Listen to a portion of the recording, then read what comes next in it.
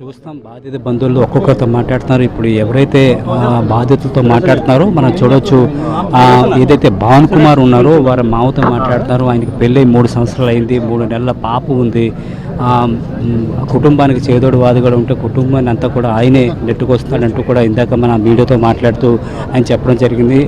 సొంత మేనల్లుడికే ఇచ్చాము, ఇటువంటి ఘోరం జరుగుతుంది అనుకోలేదు కూడా చెప్తున్నారు. కొంతమంది అంటే ఇప్పటి వరకు మనం చూసుకున్నట్లయితే 8 మృతదేహాలు కేజీహెచ్ మార్చికి చేర్చుకున్నాయి. ఈ 8 మంది మృతదేహాల్లో కేవలం ఇప్పుడు గుర్తుపట్టడం కూడా పరీక్షలు చేసిన అనంతరం వారిని గుర్తుపట్టే పరిస్థితి కనిపిస్తుంది. వాటిని కూడా అంటే ఇది ఒక స్పెషల్ కేసు కాబట్టి ఫలితాలు వచ్చే అవకాశం అయితే కనిపిస్తుంది.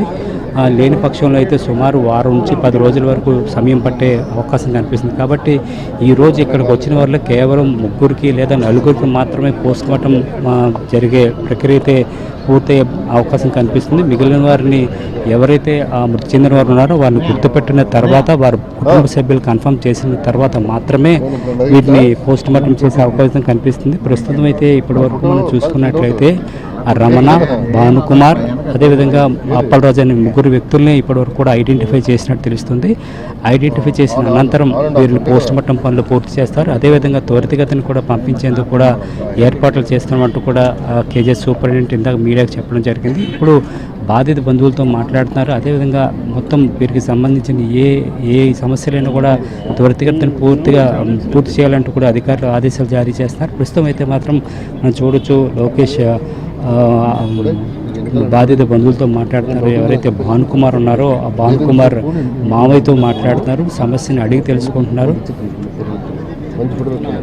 అసలు భానుకుమార్ ఎప్పటి నుంచి ఇందులో చేస్తున్నారు, భానుకుమార్ ఈ ప్రమాదం జరిగిన తర్వాత ఇంట్లో ఉన్న పరిస్థితి అంటే వారికి ఏ విధంగా ప్రభుత్వం నుంచి సహాయం అందించాలనేది ప్రస్తుతం ఆయన అడిగి తెలుసుకుంటున్నారు. అయితే బాధిత బంధువులకు మనం చూసుకున్నట్లయితే బాధిత బంధువులకు సంబంధించి ఎక్స్గ్రేషియా విషయంలో మాత్రం పెంచాలంటూ కూడా కేంద్ర మంత్రి ఇందాక వారికి సిపిఐ నేతలు కూడా డిమాండ్ చేయడం జరిగింది. గతంలో చూసుకున్నట్లయితే ప్రైవేట్ కంపెనీలు ఫార్మ్ సిటీ, ఫార్మా అలాంటి కంపెనీల్లో ప్రమాదాలు జరిగితే ₹1 కోటి మేరకు నష్టపరిహారం చెల్లించారు. ఇది కేంద్ర ప్రభుత్వ సంస్థకి ఇంత తక్కువ అవడం సరికాదంటూ కూడా ఈ కమ్యూనిస్ట్ నేతలందరూ కూడా ఇందాక మాట్లాడడం జరిగింది. అయితే ఈ నేపథ్యంలోనే కేంద్ర మంత్రి కూడా వారికి బదులిచ్చారు. ఇప్పుడు ప్రాణాన్ని మనం తీసుకురావాలి, మనుషులను మనం తీసుకురావాలి కాబట్టి ముందు ఆ విధంగా లోటు కూర్చోలేం కాబట్టి ముందు ఆ దిశగా ప్రయత్నాలు చేసి వారికి సత్వరమే పనులు పూర్తి చేసి పంపించిన తర్వాత ఈ నష్టపరిహారం విషయంలో కూడా ప్రభుత్వం పునరాలోచించే విధంగా కూడా మేము ప్రయత్నిస్తామంటూ కూడా ఆయన వారికి చెప్పడం జరిగింది. అదేవిధంగా బాధితుల నుంచి కూడా బంధువుల నుంచి కూడా ఈ నష్టపరిహారం అనేది కాదు, ప్రభుత్వం నుంచి స్పష్టమైన హామీ ఇప్పటివరకు ఏమీ లేదంటూ కూడా చెప్తున్నారు. కేవలం మీడియా ముందు చెప్పడం కాదు, స్పష్టమైన హామీ ఇవ్వాలి, దాన్ని లిఖితపూర్వకంగా ఇవ్వాలి అంటూ కూడా ఇస్తే మాకు కొంచెం ఉపశమనంగా ఉంటుంది. దీనిపైన మేము దానికి ఒక సమస్య అనేది మాకు పరిష్కారమే దిశగా మాకు ఒక దారి కనిపిస్తున్నట్టు కూడా వారు ఆవేదన వ్యక్తం చేస్తున్నారు. అయితే ఇప్పుడు మనం చూడవచ్చు, మొత్తం బాధిత బంధువులకు సంబంధించిన బంధువులందరినీ కూడా ఒక్క చోటికి కూర్చొని పెట్టి వారితో నేరుగా మాట్లాడి ఆ సమస్యని పరిష్కరించే దిశగా ఎటువంటి స్టెప్స్ తీసుకుంటే బాగుంటుంది అనేది ఆయన నేరుగా డైరెక్ట్గా బాధిత బంధువులతోనే మాట్లాడుతున్నారు. మనం చూడొచ్చు, మంత్రి లోకేష్తో పాటు పక్కన కేంద్ర మంత్రి శ్రీనివాస్ భూపతిరాజు, పక్కన హోమ్ మినిస్టర్ వంగలపూడి అనిత, అదేవిధంగా స్థానిక MP Visakha MP Bharat, president ప్రస్తుతం మనం చూడొచ్చు పల్లా శ్రీనివాస్ కుమార్ చూడొచ్చు ఒక్కసారిగా వారిని కూడా అడిగి గందరగోళ పరిస్థితి ఏర్పడే పరిస్థితి కనిపిస్తుంది. వారిని ప్రశ్నిస్తున్నారు. ప్రమాదాలు జరిగిన తర్వాత దీనిపైన ప్రభుత్వం స్పందించాలి, యాజమాన్యం కూడా స్పందించాలి. యాజమాన్యం నుంచి ఇప్పటి వరకు కూడా ఎటువంటి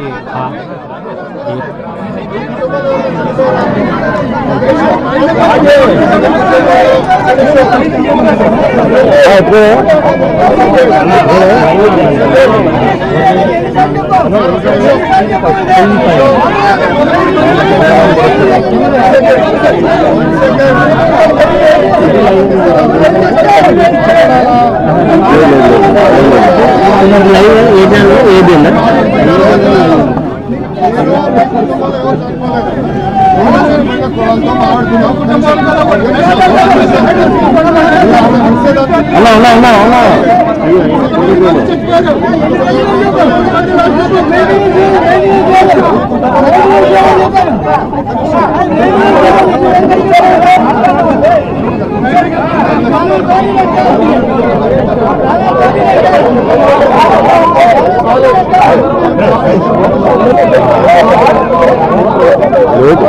రోజు